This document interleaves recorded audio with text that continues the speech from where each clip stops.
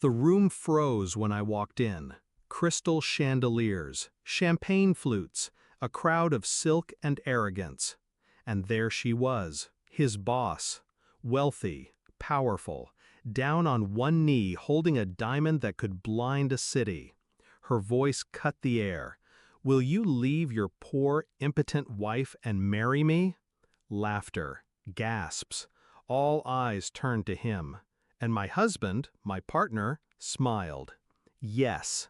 The crowd erupted. Applause, mockery. My name whispered like a curse. I didn't argue. I didn't cry. I placed the gift box I'd brought on the nearest table, turned, and walked away. They thought I was defeated, but the truth was, I was already holding the detonator. I met him when he had nothing. He was brilliant but broke, charming but invisible. I believed in him when no one else did. I poured not just love, but money, strategy, connections into him. I bought him suits when he couldn't afford a tie. I whispered answers when he stumbled in boardrooms. And when the chance came to invest, I didn't hesitate. 67%. That was my share, the majority stake. My faith in him made tangible. And tonight, under those chandeliers, he betrayed it all for applause and power. The signs had been there. His late nights explained away his work. His phone turned face down at dinner. The way his boss's name lingered a second too long in conversation. But I don't move on suspicion. I move on evidence. So I watched, quietly. I read the emails, the meetings disguised as strategy sessions, the whispers of, "Once we get rid of her." The plan was clear. Use me to build, discard me when the building was complete. They thought I was blind, but blindness is a choice, and I don't choose it. That's when I stopped being his wife. I became his shadow.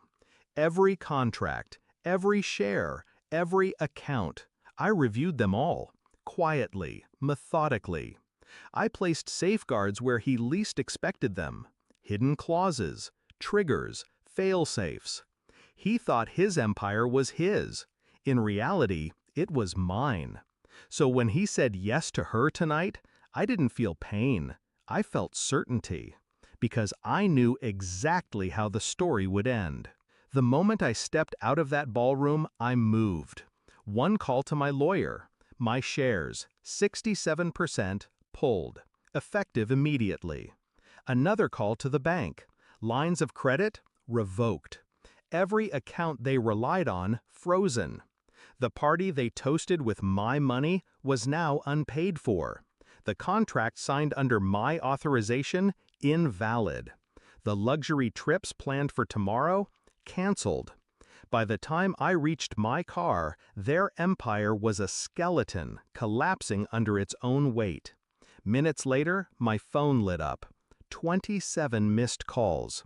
His name, her name, their partners, their panic. And then, the knock at my door. I opened it. He stood there, the applause gone, replaced by desperation. His tie undone, his arrogance cracked.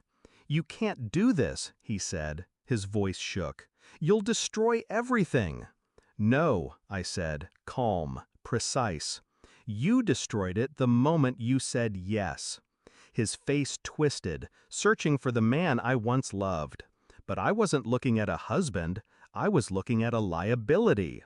"She doesn't love you," I told him. "She loved my money, my power. And without me, you're nothing. Just the man I met years ago, brilliant but broke." He reached for me, begged. "I made a mistake, please." I closed the door. Now the house is quiet. My phone still blinks with missed calls, each one a scream in silence. They thought I was weak. They thought I was disposable. They thought I would walk away empty. But I never walk away empty. I walk away clean. He said yes to her, and I said yes to myself. My revenge wasn't loud. It wasn't dramatic. It was quiet, surgical, final. And tonight, under the weight of their collapse, they'll finally understand. I wasn't the poor wife. I was the majority owner.